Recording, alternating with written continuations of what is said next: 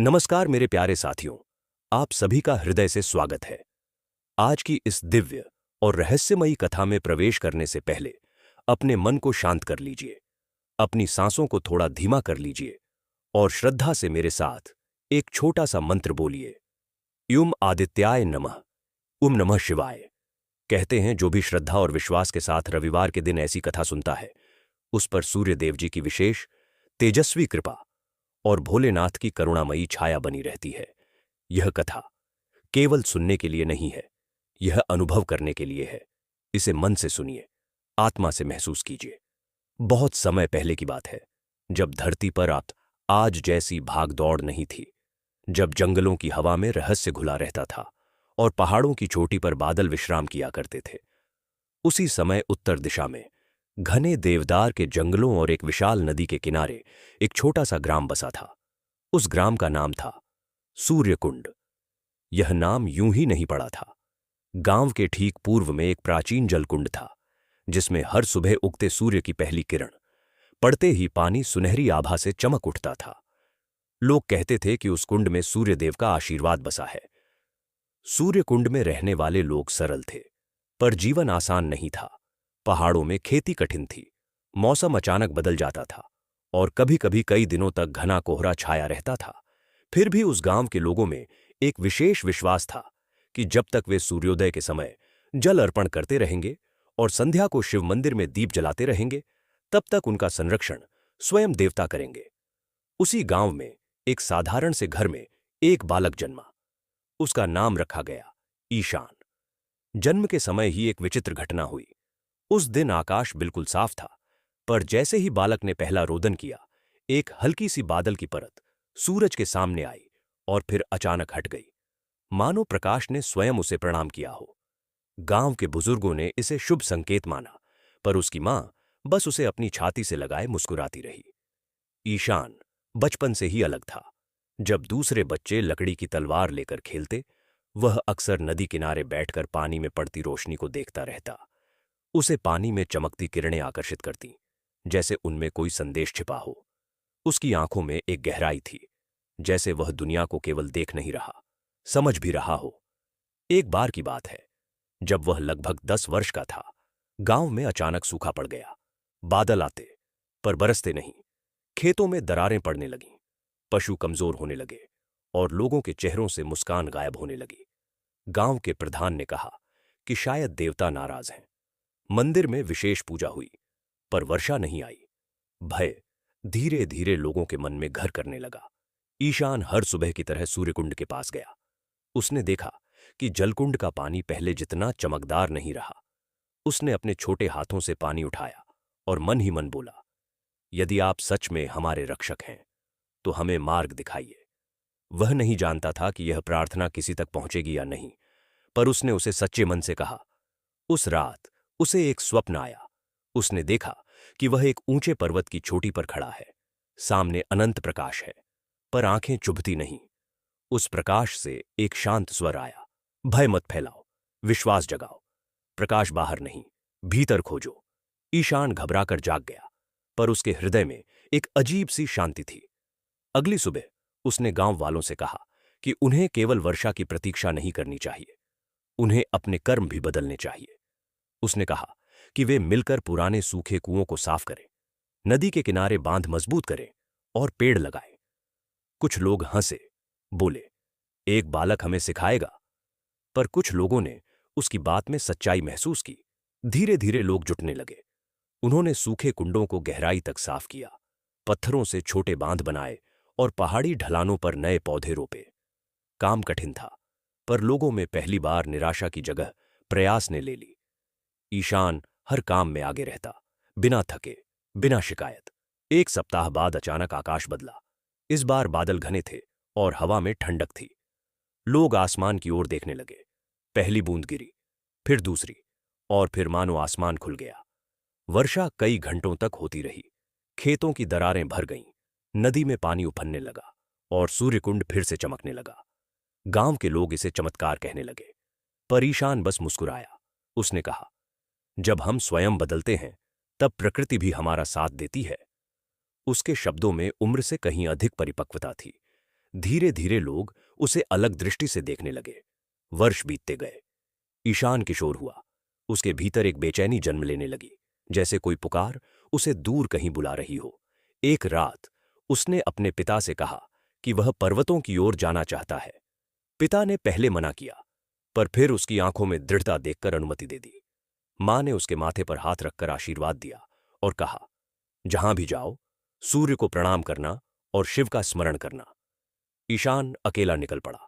घने जंगल, ऊबड़ खाबड़ रास्ते, ठंडी हवाएं, सब कुछ चुनौती था। कई बार उसे भूख लगी, कई बार डर भी लगा, पर हर बार वह आंखें बंद कर मंत्र दोहराता, एयूएम आदित्याय नमः, एयूएम नमः शिवाय। और उसे लगता जैसे भीतर कोई शक्ति उसे आगे बढ़ा रही है। कई दिनों की यात्रा के बाद वह एक निर्जन आश्रम तक पहुंचा। वहां एक वृद्ध साधु ध्यान में लीन थे। ईशान ने चुपचाप उनके पास बैठकर प्रतीक्षा की। घंटों बाद जब साधु ने आंखें खोलीं तो बोले, तुम आ गए। ईशान चौंका। उसने पूछा, क्या आप मुझे जानते हैं? साधु मुस्कुराए। जो खोज में निकलता है उसे पहचानने के लिए नाम की आवश्यकता नहीं होती। वृद्ध साधु ने उसे कई दिनों तक अपने पास रखा। उन्होंने उसे ध्यान की गहराई सिखाई, मौन का महत्व समझाया और यह भी बताया कि शक्ति प्रदर्शन के लिए नहीं, सेवा के लिए होती है। ईशान ने जाना कि सूर्य का तेज केवल बाहरी प्रकाश नहीं, आत्मबल है, और शिव की शांति केवल मौन नहीं, संतुलन है। एक दिन साधु ने कहा, अब समय है लौटने का। तुम्हारा कार्य पर्वत पर नहीं, लोगों के बीच है। ईशान ने प्रणाम किया और वापस चल पड़ा। उसके भीतर अब संशय नहीं था, केवल स्पष्टता थी। जब वह वर्षों बाद सूर्यकुंड लौटा तो गांव बदल चुका था। नए घर बने थे, बच्चे बड़े हो गए थे, पर कुछ समस्याएं फिर जन्म ले चुकी थीं। लोगों में समृद्धि आई, पर साथ ही अहंकार भी। आपसी विवाद बढ़ने लगे थे। ईशान ने महसूस किया कि बाहरी सूखा जितना खतरनाक था, उससे अधिक खतरनाक भीतर का सूखा है। उसने गांव के चौक में एक दिन सभी को बुलाया। उसने कोई उपदेश नहीं दिया, बस एक कहानी सुनाई, एक ऐसे दीपक की जो आंधी से नहीं बुझा, पर अपने ही धुएं से घुट गया। लोगों ने धीरे धीरे समझा कि वह उनके बारे में कह रहा है। परिवर्तन तुरंत नहीं आया, पर बीज बोया जा चुका था। एक रविवार की सुबह जब सूर्यकुंड फिर से स्वर्णिम चमक में नहा रहा था, ईशान ने सबको वहां एकत्र किया। उसने कहा, हर रविवार हम केवल पूजा नहीं करेंगे, हम अपने कर्म की समीक्षा करेंगे। हम देखेंगे कि कहीं हम अपने ही प्रकाश को तो नहीं ढंक रहे। उस दिन से एक नई परंपरा शुरू हुई। कहते हैं, उसी दिन से सूर्यकुंड केवल एक गांव नहीं रहा, वह एक विचार बन गया। दूर दूर से लोग वहां आने लगे, केवल चमत्कार देखने नहीं, स्वयं को देखने। ईशान ने कभी स्वयं को गुरु नहीं कहा, वह बस मार्गदर्शक रहा। ईशान के लौटने के बाद सूर्यकुंड में बदलाव तो आया था, पर मनुष्य का मन बड़ा चंचल होता है। कुछ वर्षों तक सब कुछ शांत और संतुलित रहा। लोग रविवार को सूर्यकुंड के पास एकत्र होते, अपने कर्मों की समीक्षा करते, एक दूसरे से क्षमा मांगते और शिवालय में दीप जलाते। खेतों में हरियाली थी, घरों में हंसी थी और बच्चों की किलकारियों में भविष्य की आशा थी। पर धीरे धीरे समृद्धि के साथ एक अदृश्य छाया भी गांव पर उतरने लगी। गांव के कुछ युवा जो बाहर के नगरों में जाकर लौटे थे, वे नई बातें लेकर आए। उन्होंने कहा कि इतनी पूजा पाठ में समय क्यों गंवाना, धन कमाने के नए उपाय खोजो, पहाड़ों के उस पार व्यापार करो और जल्दी से जल्दी संपन्न बनो। उनके शब्दों में आकर्षण था और कुछ लोगों के मन में लालच की हल्की सी लहर उठी। ईशान सब देख रहा था, पर वह तुरंत कुछ नहीं बोला। एक दिन गांव के प्रधान ने घोषणा की कि पहाड़ी के उस हिस्से को जहां पुराने देवदार के वृक्ष खड़े थे, काटकर वहां नया बाजार बनाया जाएगा। कहा गया कि इससे गांव समृद्ध होगा, बाहर के लोग आएंगे, व्यापार बढ़ेगा। कई लोगों ने समर्थन किया, कुछ चुप रहे और कुछ ने मन ही मन असहमति जताई। ईशान उस स्थान को जानता था। वही स्थान था जहां वह बचपन में बैठकर सूर्योदय देखा करता था, जहां उसे पहली बार भीतर का प्रकाश महसूस हुआ था। उस रात आकाश में अजीब सी निस्तब्धता थी। हवा थमी हुई थी, जैसे प्रकृति भी कुछ सोच रही हो। ईशान सूर्यकुंड के पास बैठा था। उसने जल में झांका, पर उसे वह पुरानी स्वर्णिम चमक कुछ धुंधली सी लगी। उसने आंखें बंद कीं और मंत्र जपने लगा। तभी उसके भीतर एक हल्की सी बेचैनी उठी। उसे लगा जैसे कोई चेतावनी हवा में तैर रही हो। अगले ही दिन पेड़ों को काटने का कार्य आरंभ हो गया। कुल्हाड़ियों की आवाज जंगल में गूंजने लगी, हर वार के साथ जैसे कोई अदृश्य आह निकलती हो। कुछ वृद्धों की आंखें नम थीं, पर वे कुछ कह नहीं पा रहे थे। युवा जोश में थे, उन्हें भविष्य का स्वप्न दिख रहा था। ईशान वहां पहुंचा। उसने किसी को रोका नहीं, बस एक वृक्ष के पास जाकर हाथ रख दिया। उसकी हथेली के नीचे वह वृक्ष जैसे धड़क रहा था। उसने प्रधान से कहा, समृद्धि आवश्यक है, पर संतुलन उससे भी अधिक आवश्यक है। यदि हम जड़ों को काट देंगे तो छाया कहां से मिलेगी? प्रधान ने मुस्कुराकर कहा, तुम्हारे विचार पवित्र हैं, पर समय बदल रहा है, हमें आगे बढ़ना होगा। ईशान ने और कुछ नहीं कहा। वह जानता था कि अनुभव कभी कभी शब्दों से अधिक सिखाता है। कुछ ही हफ्तों में आधा जंगल साफ हो गया, लकड़ी के ढेर लगे और बाजार का निर्माण शुरू हुआ। प्रारंभ में सब कुछ उत्साह से भरा था। बाहर के व्यापारी आए, नए सामान आए और लोगों की जेबों में पहले से अधिक धन आने लगा। गांव की गलियां चहल पहल से भर गईं, पर उसी के साथ कुछ और भी आया, प्रतिस्पर्धा, तुलना और अहंकार। धीरे धीरे रविवार की सभाएं कम होने लगी। लोग कहते, आज काम अधिक है, अगली बार आएंगे। शिवालय में दीप कम जलने लगे। सूर्य कुंड के पास सन्नाटा बढ़ने लगा। ईशान हर रविवार वहां जाता, पर भीड़ पहले जैसी नहीं रही। फिर एक दिन अचानक मौसम बदल गया। बिना किसी संकेत के तेज आंधी आई। पहाड़ों से काले बादल उमड़े। वर्षा तो हुई, पर वह संतुलित नहीं थी। नदी उफन पड़ी और जिन ढलानों से पेड़ काटे गए थे, वहां की मिट्टी बहने लगी। कुछ नए बने घरों की दीवारें दरक गईं। बाजार के कई हिस्से पानी में डूब गए। लोग भयभीत हो उठे। उस रात गांव में बिजली सी कड़क रही थी। लोग अपने घरों में दुबके थे। ईशान बाहर निकला। वह सीधे उस पहाड़ी पर गया जहां अब पेड़ कम थे। मिट्टी खिसक रही थी, पत्थर गिर रहे थे। उसने महसूस किया कि प्रकृति क्रोधित नहीं, व्यथित है। उसने वहीं खड़े होकर मंत्र जपना शुरू किया।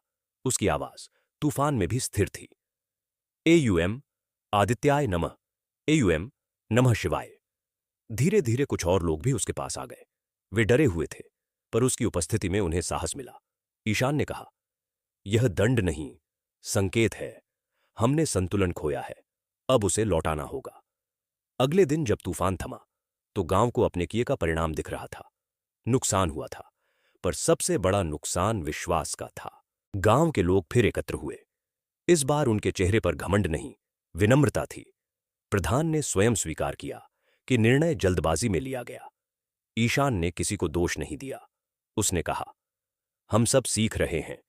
यदि हम मिलकर फिर से वृक्ष लगाएंगे, यदि हम हर लाभ के साथ कर्तव्य भी याद रखेंगे, तो संतुलन लौट आएगा। उस दिन से एक नया संकल्प लिया गया। जितने वृक्ष काटे गए थे, उससे अधिक वृक्ष लगाए जाएंगे। बाजार रहेगा, पर उसके साथ प्रकृति का सम्मान भी रहेगा। रविवार की सभा फिर शुरू हुई और इस बार उसमें केवल पूजा नहीं, पर्यावरण की चर्चा भी होने लगी। बच्चों को सिखाया जाने लगा कि पेड़ केवल लकड़ी नहीं, जीवन है। पर कथा यहीं समाप्त नहीं होती, क्योंकि बाहरी तूफान शांत हो गया था, पर एक और तूफान धीरे धीरे जन्म ले रहा था, मन के भीतर। गांव में एक व्यक्ति था जिसका नाम था विक्रम। वह पहले ईशान का मित्र था, पर अब उसे लगता था कि ईशान के कारण उसका प्रभाव कम हो रहा है। लोग सलाह के लिए ईशान के पास जाते और विक्रम के मन में ईर्ष्या पनपने लगी। विक्रम ने सोचा कि यदि वह ईशान को गलत सिद्ध कर दे, तो लोग फिर उसकी बात मानेंगे। उसने बाहर से कुछ तांत्रिकों को बुलाया जो दिखावे और भय का खेल जानते थे।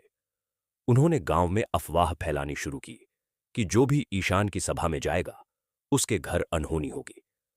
कुछ लोग डगमगाए, कुछ भयभीत हुए। ईशान को यह सब पता चला। उसने कोई प्रतिकार नहीं किया। उसने केवल इतना कहा, सत्य को समय की आवश्यकता होती है, पर वह अंततः प्रकट होता है। रविवार को वह फिर सूर्यकुंड के पास पहुंचा। भीड़ कम थी, पर जो आए थे उनके मन में दृढ़ता थी। अचानक उसी समय सूर्य बादलों से ढक गया। वातावरण में अजीब सा कंपन हुआ। तांत्रिकों ने मंत्रोच्चार शुरू किया, पर उनकी आवाज में शांति नहीं, आक्रामकता थी। ईशान ने आंखें बंद कीं और शांत स्वर में जप किया। कुछ ही क्षणों में बादल हटे और सूर्य की किरण सीधे सूर्यकुंड पर पड़ी। जल फिर से स्वर्णिम हो उठा।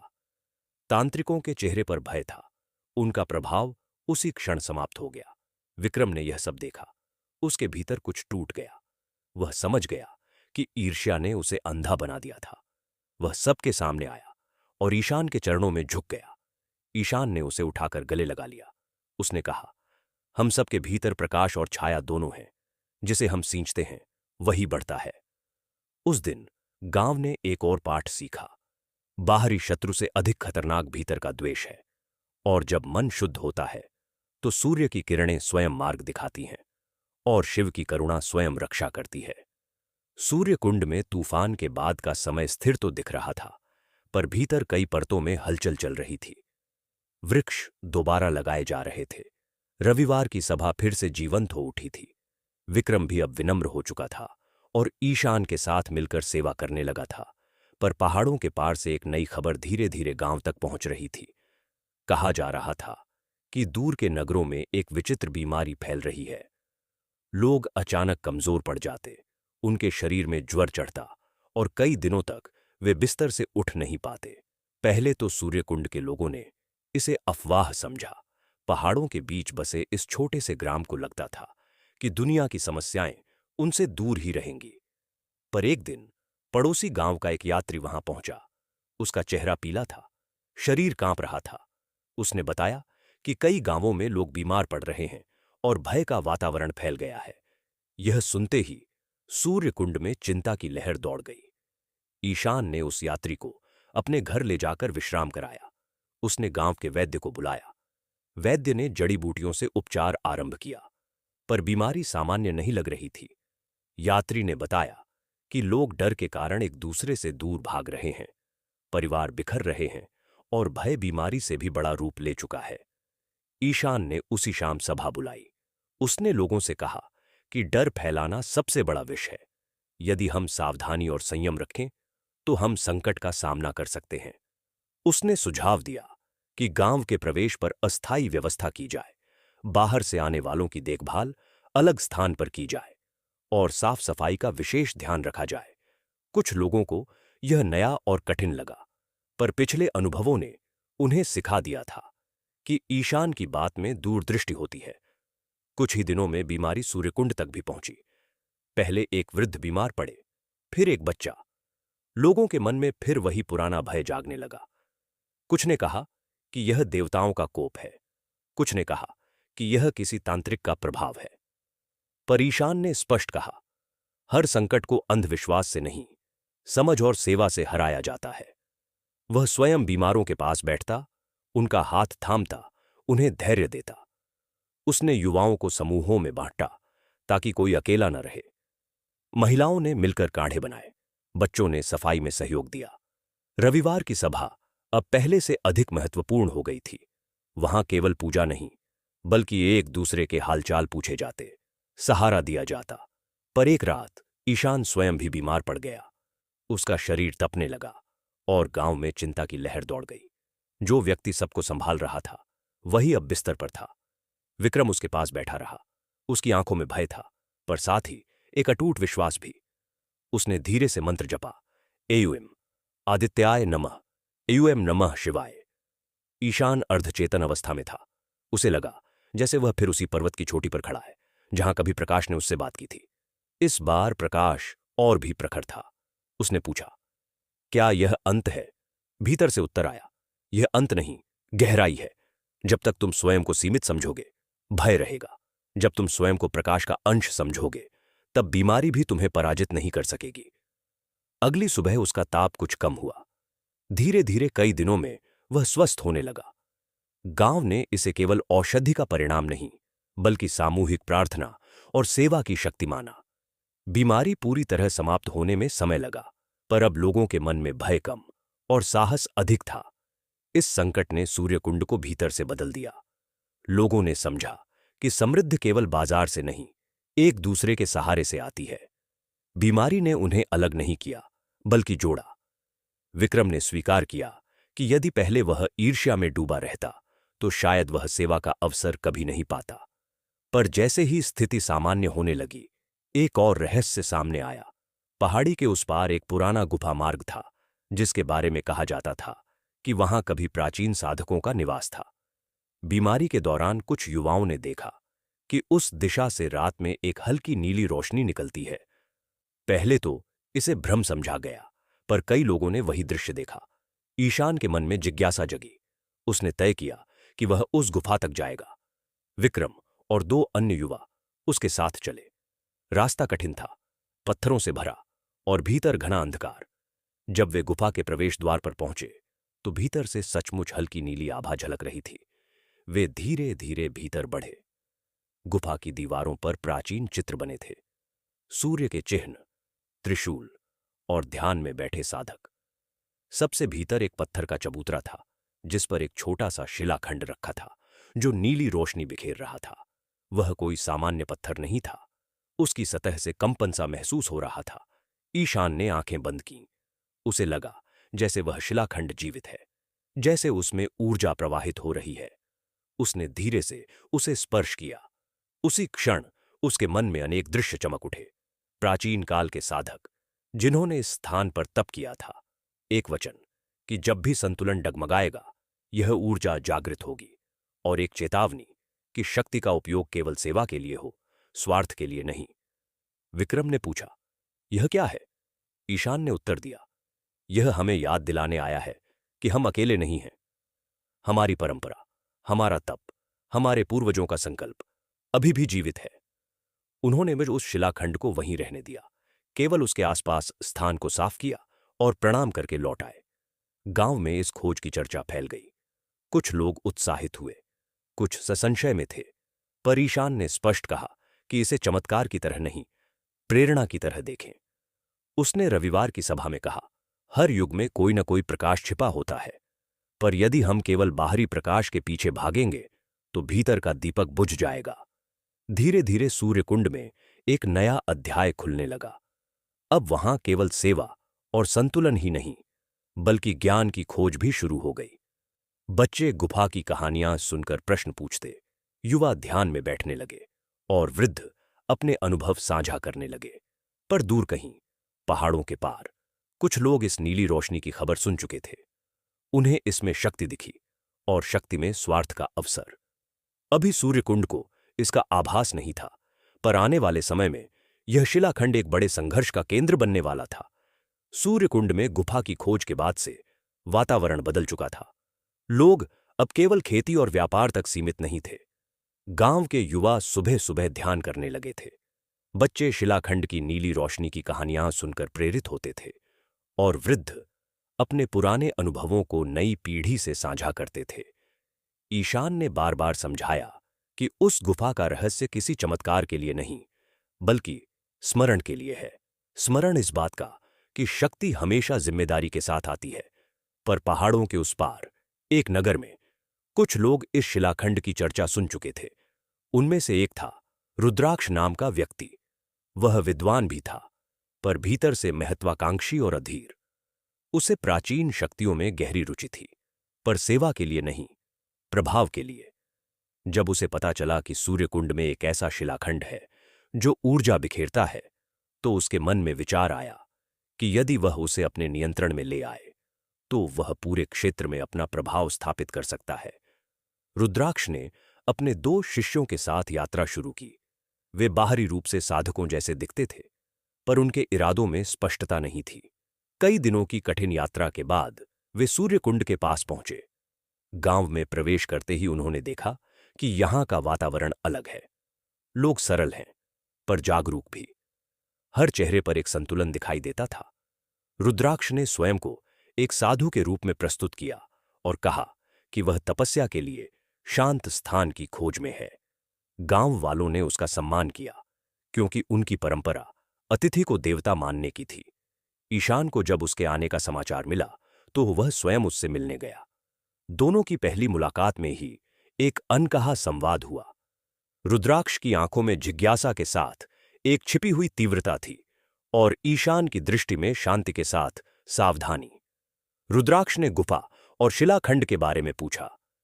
ईशान ने सत्य नहीं छिपाया, पर उसने यह भी स्पष्ट किया कि वह स्थान किसी प्रदर्शन या प्रयोग के लिए नहीं है।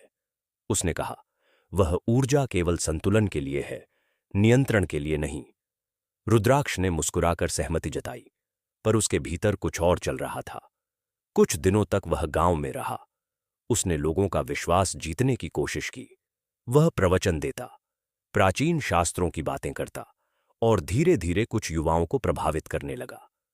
उसने संकेत दिया कि शिलाखंड की शक्ति को बढ़ाया जा सकता है, उसका उपयोग कर गांव को और अधिक समृद्ध बनाया जा सकता है। कुछ युवा उसकी बातों में आकर्षण महसूस करने लगे। ईशान ने यह परिवर्तन देखा। उसने सीधे विरोध नहीं किया, पर रविवार की सभा में एक कहानी सुनाई, एक ऐसे व्यक्ति की जिसे समुद्र से एक मोती मिला, पर उसने लालच में पूरा समुद्र अपने पात्र में भरना चाहा और अंत में उसका पात्र ही टूट गया। लोगों ने कहानी सुनी, पर सभी ने उसके गहरे अर्थ को तुरंत नहीं समझा। एक रात रुद्राक्ष अपने शिष्यों के साथ चुपचाप गुफा की ओर गया। उसने सोचा कि यदि वह शिलाखंड को किसी मंत्र से सक्रिय कर ले तो उसकी शक्ति उसके नियंत्रण में आ जाएगी। गुफा के भीतर पहुंचकर उसने जप शुरू किया, पर उसके स्वर में शांति नहीं, अधीरता थी। जैसे ही उसने शिलाखंड को स्पर्श किया, नीली रोशनी तीव्र हो गई। गुफा में कंपन होने लगा। उसी समय ईशान, जिसे भीतर से बेचैनी महसूस हुई थी, गुफा की ओर दौड़ा। उसने देखा कि शिलाखंड की ऊर्जा असंतुलित हो रही है। उसने तुरंत आंखें बंद कर शांत मंत्रोच्चार शुरू किया। एयुएम आदित्याय नमः, ओम नमः शिवाय। उसकी आवाज स्थिर थी, जैसे वह ऊर्जा से संवाद कर रहा हो। धीरे धीरे नीली रोशनी का कंपन शांत होने लगा। रुद्राक्ष पीछे हट गया। उसके चेहरे पर घबराहट थी। उसने पहली बार महसूस किया कि यह शक्ति उसके नियंत्रण से बाहर है। ईशान ने उसकी ओर देखकर कहा, शक्ति को पकड़ा नहीं जाता, उसके साथ चला जाता है। यदि मन में स्वार्थ है तो वह स्वयं को छिपा लेती है। गांव में इस घटना की चर्चा फैल गई। कुछ लोग रुद्राक्ष से निराश हुए, कुछ ने उसे दोष दिया, पर ईशान ने सबको शांत किया। उसने कहा, हम किसी को शत्रु बनाकर संतुलन नहीं पा सकते, हमें केवल सत्य स्पष्ट करना है। रुद्राक्ष कुछ दिनों तक मौन रहा। उसके भीतर द्वंद्व चल रहा था। एक ओर उसका अहंकार था, दूसरी ओर वह अनुभव जो उसने गुफा में किया। अगले रविवार को सभा में रुद्राक्ष स्वयं आया। उसने स्वीकार किया कि उसके मन में नियंत्रण की इच्छा थी। उसने कहा, मैंने ज्ञान सीखा, पर विनम्रता नहीं सीखी। आज समझ आया कि शक्ति केवल उन हाथों में स्थिर रहती है जो उसे अपने से बड़ा मानते हैं। उसकी आवाज में पहली बार सच्चाई थी। गांव ने उसे क्षमा किया, पर ईशान जानता था कि यह केवल एक व्यक्ति की परीक्षा नहीं थी, यह पूरे समुदाय की परीक्षा थी। यदि वे विभाजित हो जाते तो शिलाखंड की ऊर्जा भी असंतुलित हो जाती। अब उन्होंने निर्णय लिया कि गुफा तक केवल सीमित और आवश्यक अवसरों पर ही जाया जाएगा और उसे किसी भी प्रकार के प्रदर्शन से दूर रखा जाएगा। धीरे धीरे सूर्यकुंड फिर शांत हुआ, पर इस बार शांति में परिपक्वता थी। लोगों ने सीखा कि बाहरी प्रलोभन चाहे जितना आकर्षक हो, यदि भीतर का दीपक स्थिर है तो कोई भी शक्ति उन्हें डगमगा नहीं सकती। बच्चों को सिखाया जाने लगा कि ज्ञान का अर्थ केवल जानकारी नहीं, बल्कि जिम्मेदारी है। पर पहाड़ों के पार अभी भी कुछ लोग थे जिन्होंने रुद्राक्ष की असफलता की खबर सुनी थी। वे उससे भी अधिक कठोर और महत्वाकांक्षी थे। वे सीधे शक्ति को नहीं, बल्कि उस विश्वास को तोड़ना चाहते थे जो सूर्यकुंड की असली ताकत था। आने वाले समय में चुनौती और सूक्ष्म होने वाली थी। अब संघर्ष बाहर से नहीं, भीतर के भ्रम से होगा। ईशान ने एक शाम सूर्यकुंड के पास बैठकर जल में झांका। उसे नीली आभा और सूर्य की स्वर्णिम किरणें एक साथ दिखाई दीं। उसने महसूस किया कि संतुलन अभी कायम है, पर उसे बनाए रखना निरंतर प्रयास मांगता है। उसने मन ही मन प्रार्थना की कि गांव कभी भी बाहरी चमक में अपने भीतर की रोशनी न खो दे। रुद्राक्ष की घटना के बाद सूर्यकुंड कुछ समय तक शांत रहा, पर पहाड़ों के पार बैठे लोग अब सीधे शक्ति छीनने का प्रयास नहीं करना चाहते थे। उन्होंने एक और मार्ग चुना, भ्रम का मार्ग। उन्होंने तय किया कि यदि गांव की एकता और विश्वास टूट जाए तो शक्ति स्वयं ही निष्क्रिय हो जाएगी। इस योजना का सूत्रधार था एक चतुर व्यापारी जिसका नाम था महेंद्र। वह नगर में प्रभावशाली था और लोगों के मन को शब्दों से प्रभावित करना जानता था। महेंद्र ने कुछ लोगों को सूर्यकुंड भेजा, जो स्वयं को सामान्य यात्री बताकर वहां बस गए। उनका उद्देश्य सीधा था, लोगों के मन में धीरे धीरे संदेह बोना। उन्होंने कहना शुरू किया कि शिलाखंड की ऊर्जा को छिपाकर रखा जा रहा है, कि शायद ईशान स्वयं उसे नियंत्रित कर रहा है और कि गांव की समृद्धि केवल उसी के कारण सीमित है। शुरुआत में किसी ने ध्यान नहीं दिया, पर संदेह का बीज छोटा होते हुए भी प्रभावी होता है। कुछ युवा जो नई पीढ़ी के थे और तेज परिवर्तन चाहते थे, इन बातों को सुनने लगे। उन्होंने सोचना शुरू किया कि यदि उस ऊर्जा का उपयोग खुले रूप में किया जाए तो सूर्यकुंड एक बड़ा नगर बन सकता है। रविवार की सभा में अब कभी कभी प्रश्न उठने लगे। प्रश्न बुरे नहीं थे, पर उनके पीछे की भावना बदल रही थी। ईशान ने यह सब महसूस किया। उसने सभा में कहा, प्रश्न करना गलत नहीं, पर प्रश्न का आधार भय या लालच हो तो उत्तर भी भ्रमित कर देता है। उसने किसी का नाम नहीं लिया, पर संकेत स्पष्ट था। फिर भी कुछ मन पूरी तरह संतुष्ट नहीं हुए। उसी समय एक और घटना घटी। सूर्यकुंड की नदी, जो वर्षों से संतुलित बह रही थी, अचानक कुछ दिनों तक कम होने लगी। पानी का स्तर घटा, खेतों में नमी कम हुई।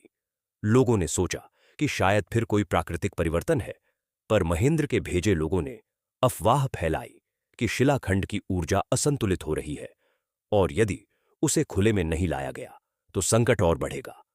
गांव दो हिस्सों में बंटने लगा। एक समूह कहता कि सब कुछ पहले जैसा रहने दो, दूसरा कहता कि परिवर्तन आवश्यक है। विक्रम, जिसने पहले ईर्ष्या का अनुभव किया था, अब इस विभाजन से चिंतित था। वह ईशान के पास आया और बोला, यदि यह दरार बढ़ी तो शक्ति स्वयं ही कमजोर हो जाएगी। ईशान ने शांत स्वर में कहा, दरार बाहर नहीं, मन में है। हमें पहले भीतर की नदी को बहाना होगा। उसने तय किया कि वह किसी भी प्रकार का दबाव नहीं डालेगा। उसने युवाओं को गुफा तक जाने की अनुमति दी, पर एक शर्त पर। वे वहां ध्यान करेंगे, प्रयोग नहीं। कुछ युवा गुफा में गए। उन्होंने शिलाखंड के सामने बैठकर ध्यान किया, पर उनके मन में जिज्ञासा के साथ अपेक्षा भी थी। उन्हें कोई चमत्कार दिखे, कोई संकेत मिले, पर गुफा में केवल मौन था। कुछ निराश होकर लौट आए। उन्होंने कहा कि शायद सब कुछ केवल विश्वास का खेल है। इसी बीच महेंद्र स्वयं सूर्यकुंड पहुंचा। वह बाहरी रूप से सम्मानजनक व्यवहार करता था। उसने खुले तौर पर सभा में कहा, मैं केवल यह जानना चाहता हूं कि यदि यहां इतनी शक्ति है तो इसे पूरे क्षेत्र के लाभ के लिए क्यों नहीं उपयोग किया जा रहा। उसका प्रश्न सुनने में तर्कसंगत था। कुछ लोग उसकी बात से सहमत हुए। ईशान ने उत्तर दिया, शक्ति का विस्तार तभी होता है जब वह स्थिर हो। यदि हम उसे जल्दबाजी में फैलाने का प्रयास करेंगे तो वह संतुलन खो देगी। महेंद्र मुस्कुराया, पर उसकी आंखों में चुनौती थी। अगले कुछ दिनों में गांव में बहस बढ़ गई। कुछ लोग खुले प्रदर्शन की मांग करने लगे। रविवार की सभा में पहली बार आवाजें ऊंची हुईं। ईशान ने महसूस किया कि यह वही क्षण है जहां वास्तविक परीक्षा है। उसने कहा, यदि आप सब चाहते हैं तो अगले रविवार हम शिलाखंड के सामने सामूहिक ध्यान करेंगे, पर याद रखिए, वहां केवल वही देख पाएगा जिसका मन शांत होगा। रविवार आया। पूरा गांव गुफा के पास एकत्र हुआ। महेंद्र भी वहां था। गुफा के भीतर शिलाखंड की नीली आभा स्थिर थी। ईशान ने सभी से आंखें बंद करने को कहा। उसने मंत्र जपना शुरू किया। एयूएम आदित्याय नमः, एयूम नमः शिवाय। धीरे धीरे गुफा में गूंज बढ़ी, पर यह शोर नहीं, एक लय थी। कुछ क्षणों बाद कई लोगों ने अपने भीतर एक हल्की गर्माहट महसूस की, जैसे सूर्य की किरण भीतर उतर रही हो। कुछ ने गहरी शांति का अनुभव किया, जैसे शिव का स्पर्श हो। पर जिनके मन में केवल प्रमाण की मांग थी, उन्हें केवल अंधकार दिखा। उन्होंने आंखें खोलीं और कहा कि कुछ नहीं हुआ। उसी समय गुफा के बाहर अचानक बादल छा गए। हल्की वर्षा शुरू हुई, पर यह तूफान नहीं था, बल्कि एक संतुलित वर्षा थी। नदी का जल स्तर धीरे धीरे बढ़ने लगा। लोगों ने इसे संकेत माना। महेंद्र चुप था। उसने पहली बार देखा कि यहां का विश्वास किसी एक व्यक्ति पर नहीं, सामूहिक अनुभव पर आधारित है। सभा समाप्त हुई। गांव लौटते समय कई लोगों के चेहरे बदले हुए थे। जो विभाजन था वह पूरी तरह समाप्त नहीं हुआ, पर एक नया बोध जन्म ले चुका था। शक्ति बाहर नहीं, भीतर अनुभव होती है। महेंद्र ने उस रात ईशान से अकेले में बात की। उसने स्वीकार किया कि उसका उद्देश्य केवल व्यापार नहीं था, वह प्रभाव चाहता था। उसने कहा, मैंने सोचा था कि यहां की शक्ति को नियंत्रित कर मैं क्षेत्र का नेता बन जाऊंगा, पर आज समझ आया कि यहां नेतृत्व नियंत्रण से नहीं, त्याग से आता है। ईशान ने मुस्कुराकर कहा, यदि तुम्हें सच में क्षेत्र का भला चाहिए तो अपने नगर में भी यही संतुलन ले जाओ। वहां भी लोगों को जोड़ो, बांटो मत। महेंद्र कुछ देर मौन रहा, फिर उसने प्रणाम किया और लौटने का निर्णय लिया। सूर्यकुंड में धीरे धीरे विभाजन मिटने लगा। लोगों ने समझा कि बाहरी लोग भ्रम फैला सकते हैं, पर यदि भीतर विश्वास है तो वह टिकता नहीं। नदी फिर से संतुलित बहने लगी, खेतों में हरियाली लौट आई और रविवार की सभा में फिर वही सामंजस्य दिखाई देने लगा। पर ईशान जानता था कि यह अंतिम परीक्षा नहीं है। शक्ति की रक्षा केवल बाहरी शत्रुओं से नहीं, बल्कि निरंतर जागरूकता से होती है। उसने युवाओं को शिक्षा दी कि ज्ञान और विनम्रता साथ साथ चले। बच्चों को सिखाया गया कि प्रश्न पूछो, पर उत्तर खोजते समय धैर्य रखो। एक शाम सूर्यास्त के समय, जब सूर्यकुंड स्वर्णिम आभा में नहाया हुआ था और दूर गुफा से नीली झलक दिखाई दे रही थी, ईशान ने महसूस किया कि अब यह कथा केवल सूर्यकुंड की नहीं रही। यह हर उस व्यक्ति की कथा है जो अपने भीतर के प्रकाश और बाहरी प्रलोभन के बीच संतुलन खोज रहा है। महेंद्र के लौट जाने के बाद सूर्यकुंड में बाहरी विभाजन तो शांत हो गया था, पर भीतर एक नई जिज्ञासा जन्म ले चुकी थी।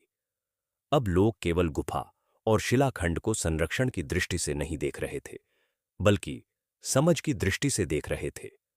युवाओं के मन में प्रश्न उठ रहे थे, यह ऊर्जा आखिर है क्या? क्या यह केवल प्रतीक है या वास्तव में किसी प्राचीन तप का परिणाम? ईशान ने इस बार प्रश्नों को रोका नहीं। उसने कहा, यदि जानना है तो अभ्यास करो, अनुभव बिना ज्ञान अधूरा है।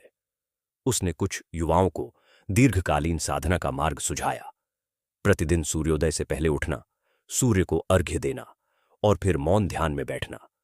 उसने यह भी कहा कि शिलाखंड के पास जाना आवश्यक नहीं, पहले भीतर के पत्थर को पिघलाना आवश्यक है। धीरे धीरे 5 युवाओं का एक समूह तैयार हुआ। विक्रम भी उनमें शामिल था। वे हर सुबह नदी किनारे एकत्र होते, मंत्र जपते और फिर मौन साधना करते। शुरू के दिनों में मन भटकता, विचार आते जाते रहते, शरीर थक जाता, पर उन्होंने धैर्य रखा। इसी बीच एक विचित्र घटना होने लगी।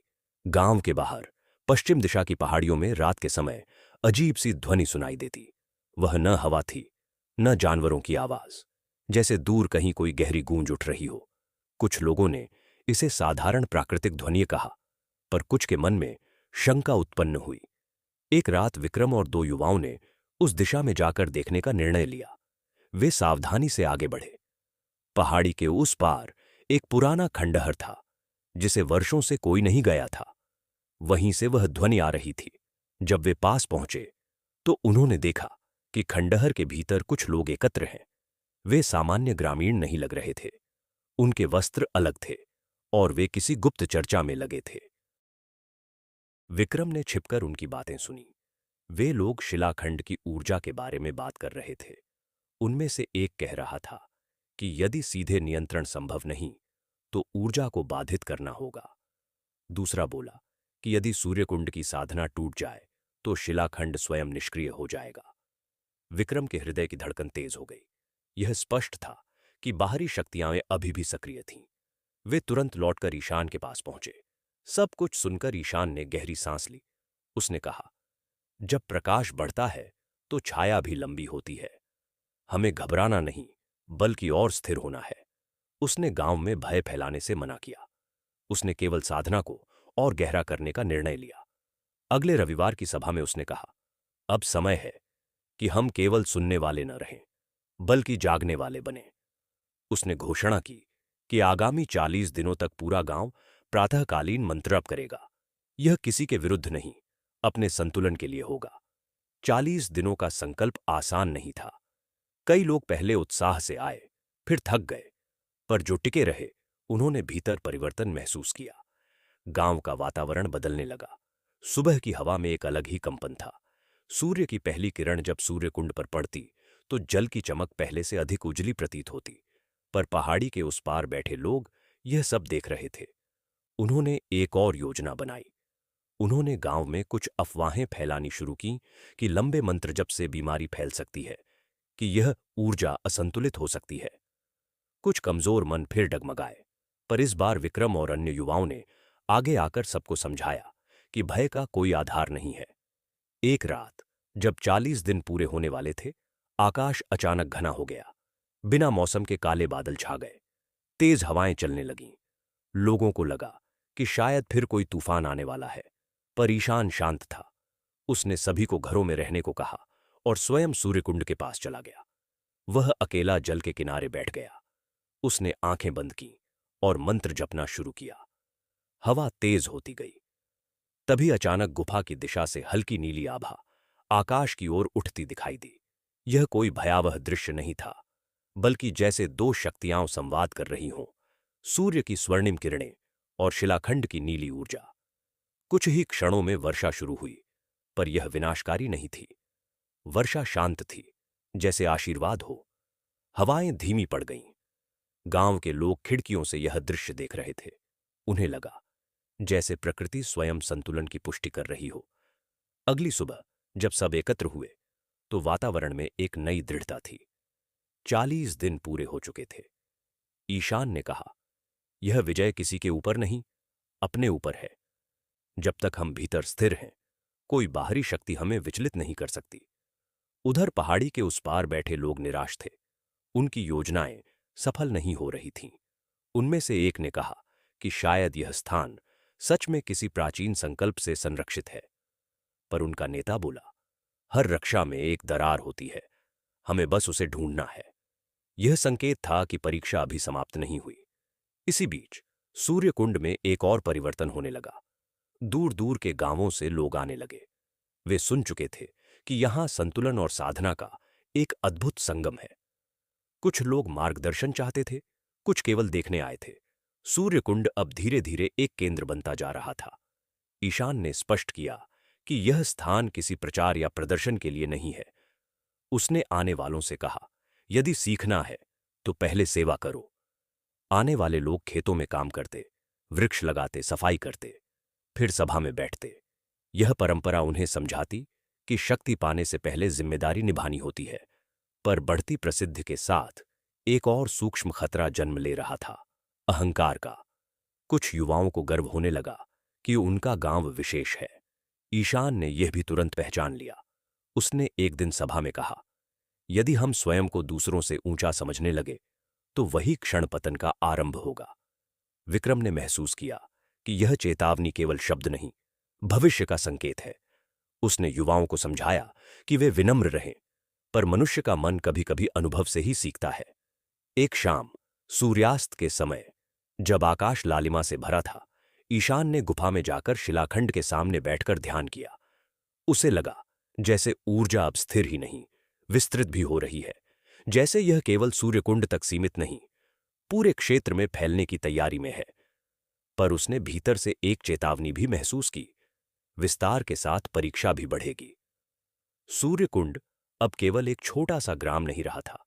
दूर दूर से लोग आने लगे थे, कोई ज्ञान की खोज में, कोई शांति की तलाश में, और कोई केवल जिज्ञासा से। सुबह का दृश्य अद्भुत होता। पूर्व दिशा से उगते सूर्य की किरणें जब कुंड के जल पर पड़तीं, तो वह स्वर्णिम आभा दूर तक फैल जाती। उसी समय गुफा की दिशा से हल्की नीली चमक भी कभी कभी दिखाई देती, मानो दो अलग धाराएं एक ही स्रोत से जुड़ रही हों। पर जैसे जैसे लोगों का आना बढ़ा, वैसे वैसे व्यवस्था की आवश्यकता भी बढ़ी। गांव के कुछ युवाओं ने सुझाव दिया कि यहां एक स्थायी आश्रम बनाया जाए, जहां आने वाले लोगों के लिए ठहरने की व्यवस्था हो।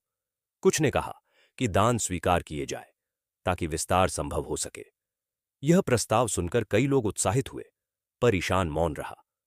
उस रात ईशान अकेले सूर्यकुंड के पास बैठा रहा।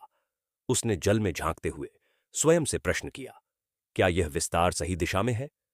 क्या यह सेवा है, या धीरे धीरे पहचान और प्रतिष्ठा की ओर बढ़ता कदम? उसे भीतर से स्पष्ट उत्तर नहीं मिला, पर एक हल्की सी चेतावनी अवश्य महसूस हुई। अगले रविवार की सभा में उसने कहा, विस्तार गलत नहीं है, पर उद्देश्य स्पष्ट होना चाहिए। यदि हम आश्रम बनाए तो वह सेवा के लिए हो, प्रदर्शन के लिए नहीं। लोगों ने सहमति जताई। निर्णय हुआ कि कोई भव्य निर्माण नहीं होगा, केवल साधारण कुटियाएं बनाई जाएंगी और हर आगंतुक से सेवा अपेक्षित होगी। निर्माण शुरू हुआ। मिट्टी, लकड़ी और पत्थरों से सरल कुटियाएं बनने लगीं। गांव के बच्चे भी सहायता करते। वातावरण में एक उत्साह था, पर इस बार उसमें सावधानी भी शामिल थी। विक्रम हर कार्य पर ध्यान देता, ताकि कहीं दिखावे की भावना न आए। इसी बीच पहाड़ी के उस पार बैठे लोग फिर सक्रिय हुए। उन्होंने देखा कि अब सीधे आक्रमण से कुछ नहीं होगा। उन्होंने एक और योजना बनाई। वे स्वयं को साधक बनाकर सूर्यकुंड में शामिल होंगे और भीतर से भ्रम उत्पन्न करेंगे। कुछ लोग समूह में आए, विनम्रता का आवरण ओढ़े हुए। उन्होंने सेवा की, श्रम किया और धीरे धीरे विश्वास अर्जित किया। कुछ महीनों बाद जब आश्रम की कुटियाएं बनकर तैयार हो गईं, तो उद्घाटन के दिन पूरे क्षेत्र से लोग आए। वह दिन रविवार था। सूर्य की किरणें असाधारण रूप से प्रखर थीं। ईशान ने सभी को संबोधित करते हुए कहा, यह स्थान किसी व्यक्ति का नहीं, एक विचार का है। यहां जो भी आए वह स्वयं को छोटा समझे, तभी यह स्थान बड़ा रहेगा। उसी समय गुफा की दिशा से एक क्षण के लिए नीली रोशनी तेज हुई। लोगों ने इसे शुभ संकेत माना, पर भीड़ में खड़े कुछ लोग, जो भीतर से भ्रम फैलाने आए थे, उन्होंने एक दूसरे को देखा। उन्हें लगा कि अब समय है अगला कदम उठाने का। उन्होंने धीरे धीरे यह बात फैलानी शुरू की कि आश्रम का संचालन अधिक व्यवस्थित होना चाहिए, कि किसी एक व्यक्ति को सर्वोच्च निर्णय का अधिकार मिलना चाहिए। उन्होंने संकेत दिया कि ईशान अब वृद्ध हो रहा है और नेतृत्व किसी युवा को सौंप देना चाहिए। यह सुझाव सुनने में व्यावहारिक लगा, पर उसके पीछे विभाजन का बीज छिपा था। गांव के युवाओं में चर्चा शुरू हुई। कुछ को लगा कि परिवर्तन आवश्यक है, कुछ ने इसे जल्दबाजी कहा। विक्रम स्वयं असमंजस में था। उसने ईशान से पूछा, क्या अब समय आ गया है कि आप पीछे हट जाएं? ईशान मुस्कुराया। उसने कहा, नेतृत्व व्यक्ति का नहीं, चेतना का होना चाहिए। यदि चेतना स्थिर है तो व्यक्ति बदलने से कुछ नहीं बिगड़ेगा। उसने घोषणा की कि अगले कुछ सप्ताहों में वह स्वयं कम बोलेगा और युवाओं को आगे आने देगा। यह निर्णय अप्रत्याशित था। भ्रम फैलाने वालों को लगा कि उनका उद्देश्य सफल हो रहा है, पर उन्हें यह नहीं पता था कि ईशान का मौन भी एक साधना है। अब सभा में युवा बोलने लगे। उन्होंने अपने विचार रखे, योजनाएं सुझाईं। कुछ सुझाव अच्छे थे, कुछ अधूरे। धीरे धीरे अनुभव की कमी सामने आने लगी। छोटी छोटी बातों पर मतभेद होने लगे। एक दिन तो इतना विवाद बढ़ा कि सभा बिना निष्कर्ष के समाप्त हो गई। उसी रात तेज हवा चली। गुफा की दिशा से हल्की कंपन महसूस हुई। विक्रम चिंतित होकर ईशान के पास पहुंचा। ईशान शांत बैठा था। उसने कहा, जब मन विभाजित होता है तो ऊर्जा भी अस्थिर होती है। यह संकेत है कि हमें फिर भीतर लौटना होगा। अगले रविवार को ईशान ने सभी को गुफा के पास बुलाया। उसने कहा, आज कोई भाषण नहीं होगा, हम केवल मौन रहेंगे। सभी बैठे रहे। लंबा मौन छाया रहा। धीरे धीरे लोगों का मन शांत होने लगा। मतभेद की तीव्रता कम हुई। कुछ ने भीतर से पश्चाताप महसूस किया। मौन के बाद ईशान ने कहा, नेतृत्व की चाह यदि सेवा से बड़ी हो जाए तो वही पतन का आरंभ है। यदि आप में से कोई आगे आना चाहता है तो पहले पीछे हटना सीखो। यह वाक्य सुनकर कई लोगों की आंखें झुक गईं। भीड़ में खड़े वे लोग जो भ्रम फैलाने आए थे, अब असहज थे। उनका प्रयास उतना प्रभावी नहीं हो पाया था जितना उन्होंने सोचा था। फिर भी उन्होंने हार नहीं मानी। उन्होंने तय किया कि अंतिम प्रयास किया जाएगा, शिलाखंड की ऊर्जा को बाधित करने का। एक अमावस्या की रात वे गुप्त रूप से गुफा की ओर बढ़े। उन्होंने सोचा कि अंधकार की रात में ऊर्जा कमजोर होगी। उन्होंने कुछ अजीब मंत्रों का उच्चारण शुरू किया। गुफा में हल्की गूंज उठी। नीली आभा अस्थिर होने लगी। उसी समय अचानक आकाश में बादल हटे और चंद्रमा की रोशनी गुफा के द्वार पर पड़ी। उसी क्षण ईशान वहां पहुंच गया। उसके साथ विक्रम और कुछ युवा भी थे। उन्होंने बिना किसी आक्रोश के मंत्र जपना शुरू किया। इवम आदित्याय नमः, इवम नमः शिवाय। मंत्र की लय स्थिर थी, जैसे अंधकार में दीपक। कुछ ही क्षणों में नीली आभा फिर स्थिर हो गई। भ्रम फैलाने वाले लोग घबरा गए। उनमें से एक ने स्वीकार किया कि वे बाहरी योजना का हिस्सा थे। गांव के लोगों में क्रोध की लहर उठी, पर ईशान ने हाथ उठाकर सबको शांत किया। उसने कहा, यदि हम भी क्रोध में उतरेंगे तो अंतर क्या रह जाएगा? उन लोगों को दंड नहीं दिया गया। उनसे कहा गया कि यदि वे सच में यहां रहना चाहते हैं तो सेवा करें, अन्यथा लौट जाए। कुछ लौट गए, कुछ रुक गए, और धीरे धीरे उनका मन भी बदलने लगा। इस घटना के बाद सूर्यकुंड में एक नई परिपक्वता आई। अब लोग केवल भावनाओं से नहीं, विवेक से भी निर्णय लेने लगे। आश्रम स्थिर हुआ, सेवा बढ़ी और विनम्रता की परंपरा गहरी हुई। पर ईशान जानता था कि जीवन की सबसे बड़ी परीक्षा अभी बाकी है, समय की परीक्षा। वह अब वृद्ध हो रहा था। उसकी चाल धीमी हो गई थी, पर उसकी दृष्टि और गहरी। उसने विक्रम और युवाओं को अधिक जिम्मेदारियां सौंपनी शुरू की। एक शाम उसने सूर्यकुंड के पास बैठकर कहा, जब मैं न रहूं तो यह स्थान व्यक्ति के नाम से नहीं, विचार के नाम से जाना जाए। विक्रम की आंखें भर आईं। उसने कहा, आपके बिना यह सब कैसे चलेगा? ईशान ने मुस्कुराकर उत्तर दिया, यदि यह मेरे सहारे है तो यह टिकेगा नहीं। यदि यह सत्य के सहारे है तो कोई भी इसे रोक नहीं सकता। सूर्यकुंड में अब सब कुछ स्थिर प्रतीत होता था, पर भीतर परिवर्तन की आहट साफ सुनाई दे रही थी। ईशान की आयु बढ़ चुकी थी, उसकी चाल धीमी थी, पर उसकी आंखों की चमक पहले से अधिक शांत और गहरी हो चुकी थी। आश्रम व्यवस्थित चल रहा था। विक्रम और अन्य युवा जिम्मेदारियां संभाल रहे थे। बाहर से आने वाले लोग सेवा कर रहे थे, सीख रहे थे और लौटकर अपने अपने गांवों में संतुलन का संदेश ले जा रहे थे। पर समय की धारा कभी स्थिर नहीं रहती। एक दिन प्रातःकाल जब सूर्य की पहली किरण सूर्यकुंड के जल पर पड़ी तो ईशान ने एक अलग सा अनुभव किया। उसे लगा जैसे प्रकाश कुछ कहना चाहता हो। वह गुफा की ओर गया। शिलाखंड की नीली आभा स्थिर थी, पर उसमें एक सूक्ष्म कंपन था, जैसे कोई संकेत भीतर छिपा हो। ईशान ने ध्यान लगाया। उसे भीतर से एक अनुभूति हुई। यह ऊर्जा अब केवल संरक्षण के लिए नहीं, हस्तांतरण के लिए तैयार है। उसने समझ लिया कि समय आ गया है कि यह चेतना किसी एक व्यक्ति में सीमित न रहे, बल्कि पूरे समुदाय में समा जाए। उसी शाम उसने विक्रम और अन्य प्रमुख युवाओं को बुलाया। उसने शांत स्वर में कहा, अब वह समय निकट है जब मुझे पीछे हटना होगा, पर यह पीछे हटना अंत नहीं, विस्तार है। यदि आप सबने भीतर का दीपक जला लिया है तो मेरी उपस्थिति आवश्यक नहीं रहेगी। विक्रम ने कहा, परंतु आपकी मार्गदर्शना के बिना हम कैसे निर्णय लेंगे? ईशान ने उत्तर दिया, जब तक तुम मुझसे पूछते रहोगे तुम स्वयं पर विश्वास नहीं करोगे। अब समय है कि तुम अपने भीतर के उत्तर खोजो। अगले कुछ दिनों में ईशान ने सभा में बोलना लगभग बंद कर दिया। वह अधिकतर मौन में रहता। लोग उसकी ओर देखते, पर वह केवल मुस्कुराता। कुछ को यह परिवर्तन असहज लगा। उन्हें लगता था कि यदि वह पूरी तरह मौन हो गया तो दिशा कौन देगा। इसी बीच एक और घटना घटी। पहाड़ों के पार से एक संदेश आया कि वहां के कुछ गांवों में सूखा पड़ गया है। नदी का जल स्तर कम हो रहा है। लोग सहायता की अपेक्षा कर रहे थे। सूर्यकुंड के सामने पहली बार एक बड़ा प्रश्न था, क्या वे अपनी सीमाओं से बाहर जाकर सहायता करेंगे या केवल अपने संतुलन तक सीमित रहेंगे? सभा बुलाई गई।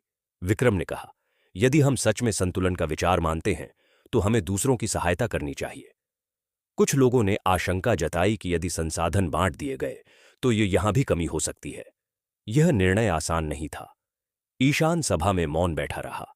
अंत में उसने केवल एक वाक्य कहा, प्रकाश यदि बांटा न जाए तो वह स्वयं ही मंद पड़ जाता है। यह वाक्य सुनते ही निर्णय स्पष्ट हो गया। सूर्यकुंड ने अपने बीज, अनाज और कुछ लोग सहायता के लिए भेजने का संकल्प लिया। विक्रम स्वयं दल का नेतृत्व करते हुए पहाड़ों के पार गया। वहां की स्थिति कठिन थी।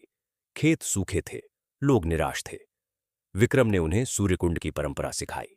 सुबह का अर्घ्य, सामूहिक श्रम और जलस्रोतों की मरम्मत। धीरे धीरे वहां भी परिवर्तन शुरू हुआ। पर इसी दौरान सूर्यकुंड में एक अप्रत्याशित घटना हुई। एक रात गुफा की नीली आभा अचानक अत्यंत प्रखर हो गई। आश्रम के कुछ लोग भयभीत हो उठे। उन्हें लगा कि शायद ऊर्जा असंतुलित हो रही है। वे ईशान के पास पहुंचे।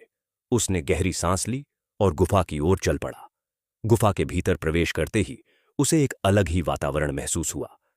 शिलाखंड से निकलती रोशनी अब केवल नीली नहीं, हल्की स्वर्णिम झलक लिए में हुए थी, जैसे दो धाराएं मिल रही हों। उसने आंखें बंद कीं और ध्यान में डूब गया। कुछ समय बाद उसने अनुभव किया कि ऊर्जा अब किसी एक स्थान में सीमित नहीं रहना चाहती। अगली सुबह उसने सभी को बुलाया। उसने कहा, अब शिलाखंड को गुफा में सीमित रखना उचित नहीं, इसे छिपाना सुरक्षा नहीं है। अब इसे प्रतीक के रूप में स्थापित करना होगा। यह प्रस्ताव सुनकर लोग चौंक गए। वर्षों से जिस ऊर्जा को गुप्त रखा गया था, अब उसे सार्वजनिक करना था। कुछ ने विरोध किया। उन्हें लगा कि इससे फिर बाहरी लोग आकर्षित होंगे, पर ईशान ने स्पष्ट किया, यदि हम भय से उसे छिपाएंगे तो वही भय हमें बांध देगा। यदि हम उसे विश्वास से स्थापित करेंगे तो वह स्वयं रक्षा करेगा। निर्णय हुआ कि शिलाखंड को गुफा से निकालकर सूर्यकुंड के पास स्थापित किया जाए। उस दिन पूरा गांव एकत्र हुआ। मंत्रोच्चार के बीच शिलाखंड को बाहर लाया गया। जैसे ही सूर्य की किरण उस पर पड़ी, नीली और स्वर्णिम आभा एक साथ चमक उठी। लोगों की आंखों में आंसू थे। यह केवल पत्थर नहीं, वर्षों की साधना का प्रतीक था। ईशान ने उसे सूर्यकुंड के किनारे स्थापित किया और कहा, अब यह हम सबका है। इसे किसी व्यक्ति से मत जोड़ना, इसे अपने कर्म से जोड़ना। उसी क्षण एक हल्की हवा चली और जल की सतह पर स्वर्णिम तरंगें उठीं। कुछ दिनों बाद विक्रम लौट आया। उसने बताया कि पहाड़ों के पार भी परिवर्तन शुरू हो गया है। वहां के लोग भी सामूहिक श्रम कर रहे हैं और धीरे धीरे जल लौट रहा है। यह सुनकर सूर्यकुंड के लोगों को लगा कि उनका निर्णय सही था, पर उसी रात ईशान अत्यंत शांत हो गया। उसने विक्रम को पास बुलाया और कहा, मेरा समय अब पूर्ण हो रहा है, पर स्मरण रखना, यह कथा मेरे साथ समाप्त नहीं होगी। विक्रम की आंखों से आंसू बह निकले। अगली सुबह रविवार था। पूरा गांव सूर्यकुंड के पास एकत्र हुआ। ईशान ने सभी को अंतिम बार संबोधित किया। उसने कहा, संतुलन को किसी व्यक्ति में मत खोजो, उसे अपने भीतर खोजो। सूर्य का प्रकाश हर दिन नया होता है और शिव की शांति हर क्षण उपलब्ध है। उसने आंखें बंद कीं और मंत्र जपा, एयूएम आदित्याय नमः, एयूएम नमः शिवाय। उसी क्षण सूर्य की किरण शिलाखंड पर पड़ी और उसकी आभा अत्यंत उजली हो उठी। वातावरण में गहरी शांति छा गई। कुछ क्षणों बाद ईशान का शरीर स्थिर हो गया। उसके चेहरे पर मुस्कान थी। गांव में शोक नहीं, एक अद्भुत शांति थी। उन्हें लगा जैसे वह कहीं गया नहीं, केवल रूप बदला है। शिलाखंड की आभा अब स्थिर और संतुलित थी, जैसे वह साक्षी हो। अब प्रश्न यह था कि बिना ईशान के सूर्यकुंड कैसा रहेगा? क्या विक्रम और अन्य युवा उस चेतना को आगे ले जा पाएंगे? क्या यह स्थान केवल स्मृति बनकर रह जाएगा या सच में एक विचार के रूप में फैलता रहेगा? ईशान के शरीर त्याग के बाद सूर्यकुंड में एक गहरी शांति छा गई थी। वह शोक की शांति नहीं थी, बल्कि जैसे कोई विशाल वृक्ष अपनी छाया छोड़कर बीज बन गया हो। सूर्यकुंड के किनारे स्थापित शिलाखंड अब खुले आकाश के नीचे था। जब सूर्य की किरणें उस पर पड़तीं, तो नीली और स्वर्णिम आभा मिलकर एक अद्भुत प्रकाश रचतीं। लोग उसे देखकर भाव विभोर हो जाते, पर विक्रम हर बार सभा में कहता, यह केवल प्रतीक है, मूल शक्ति हमारे कर्म में है। प्रारंभिक कुछ सप्ताह अपेक्षाकृत शांत रहे। विक्रम ने नियमित सभा जारी रखी। उसने निर्णय अकेले नहीं लिए, बल्कि समूह के साथ विचार विमर्श कर दिशा तय की। युवा अब अधिक सक्रिय थे। बच्चों को शिक्षा दी जा रही थी कि संतुलन केवल मंत्र जप से नहीं, व्यवहार से आता है। पर समय ने जल्दी ही नई चुनौती प्रस्तुत की। ईशान की उपस्थिति में जो निर्णय सहज होते थे, अब उनमें मतभेद बढ़ने लगे। एक विषय पर चर्चा चल रही थी, क्या सूर्यकुंड को औपचारिक रूप से एक बड़े केंद्र में बदल दिया जाए, जहां दूर दूर से लोग स्थायी रूप से आकर रह सकें? कुछ लोगों को लगा कि यह ईशान की विरासत का विस्तार होगा। अन्य ने कहा कि इससे मूल सादगी खो सकती है। सभा में आवाजें ऊंची होने लगीं। विक्रम ने महसूस किया कि निर्णय का भार उसके कंधों पर आ गया है। उसी रात वह सूर्यकुंड के पास बैठा रहा। जल में प्रतिबिंबित चंद्रमा को देखते हुए उसने स्वयं से पूछा, क्या मैं योग्य हूं? उसके भीतर हल्की शंका थी। उसी समय एक वृद्धा, जो वर्षों से सभा में आती थीं, उसके पास आईं। उन्होंने कहा, तुम ईशान नहीं हो और तुम्हें होना भी नहीं है, तुम्हें विक्रम होना है, वही पर्याप्त है। यह सरल वाक्य विक्रम के भीतर उतर गया। उसने समझा कि तुलना ही सबसे बड़ा भ्रम है। अगले रविवार उसने सभा में स्पष्ट कहा, हम विस्तार करेंगे, पर अपनी आत्मा को खोकर नहीं। जो यहां आए वह सेवा के लिए आए, सुविधा के लिए नहीं। निर्णय हुआ कि सूर्यकुंड में स्थायी निवास सीमित रहेगा और बाहरी लोगों के लिए अस्थायी सेवा शिविर बनाए जाएंगे। इसी बीच पहाड़ों के पार की परिस्थिति फिर बदल रही थी।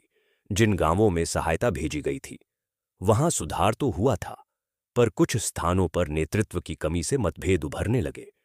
उन्होंने सूर्यकुंड से स्थायी मार्गदर्शन की मांग की। अब प्रश्न था, क्या सूर्यकुंड केवल अपने तक सीमित रहेगा या पूरे क्षेत्र का मार्गदर्शक बनेगा? विक्रम ने युवाओं के साथ बैठक की। उसने कहा, यदि हम मार्गदर्शन देंगे तो हमें भी सीखना होगा कि शक्ति को थोपना नहीं, साझा करना है। निर्णय हुआ कि अलग अलग गांवों में छोटे छोटे समूह भेजे जाएं, जो वहां की परिस्थिति समझकर स्थानीय लोगों को सशक्त करे। धीरे धीरे सूर्यकुंड का विचार फैलने लगा। लोग केवल मंत्र नहीं, पद्धति सीखने लगे। सामूहिक श्रम, संवाद, निर्णय में सहभागिता। पर जैसे ही यह विचार फैलने लगा, एक नई सूक्ष्म चुनौती सामने आई, प्रसिद्धि। कुछ नगरों के प्रभावशाली लोग सूर्यकुंड को सम्मानित करना चाहते थे। उन्होंने प्रस्ताव दिया कि विक्रम को क्षेत्र का आध्यात्मिक प्रमुख घोषित किया जाए। यह सुनकर कई लोग उत्साहित हुए। उन्हें लगा कि यह गौरव की बात है, पर विक्रम के मन में द्वंद्व था। यदि वह यह पद स्वीकार करे तो क्या वह वही गलती नहीं करेगा जिससे ईशान ने सावधान किया था? उसने कुछ दिन का समय मांगा। वह गुफा में गया, जहां अब केवल खाली स्थान था, क्योंकि शिलाखंड बाहर स्थापित हो चुका था। उसने मौन में बैठकर ध्यान किया। उसे भीतर से वही वाक्य सुनाई दिया जो कभी ईशान ने कहा था, नेतृत्व चेतना का होना चाहिए, व्यक्ति का नहीं। अगली सभा में विक्रम ने प्रस्ताव अस्वीकार कर दिया। उसने कहा, यदि आप इस विचार का सम्मान करना चाहते हैं तो अपने अपने स्थान पर इसे जीवित रखिए। किसी एक व्यक्ति को शीर्ष पर बैठाकर हम फिर वही गलती करेंगे। यह सुनकर कुछ लोग निराश हुए, पर अधिकतर ने राहत महसूस की। इसी दौरान एक और घटना घटी। एक भीषण सूखा पूरे क्षेत्र में फैल गया। इस बार स्थिति गंभीर थी। नदी का जल स्तर तेजी से गिरने लगा। सूर्यकुंड भी प्रभावित होने लगा। लोगों के मन में फिर वही पुराना भय जाग उठा। कुछ ने कहा कि शायद शिलाखंड की ऊर्जा क्षीण हो रही है। कुछ ने कहा कि यह ईशान की अनुपस्थिति का परिणाम है। विक्रम ने सभा में कहा, यदि हमारी साधना केवल सुविधा तक सीमित थी तो अब उसकी परीक्षा है। उसने पूरे क्षेत्र में जल संरक्षण का व्यापक अभियान शुरू किया। छोटे छोटे बांध बनाए गए, वर्षा जल संचयन की व्यवस्था की गई और पुराने जलस्रोतों को पुनर्जीवित किया गया। परंतु इस बार सूखा लंबा चला। खेत सूखने लगे। बच्चों की आंखों में प्रश्न थे। एक रात विक्रम ने शिलाखंड के पास बैठकर मंत्र जपना शुरू किया।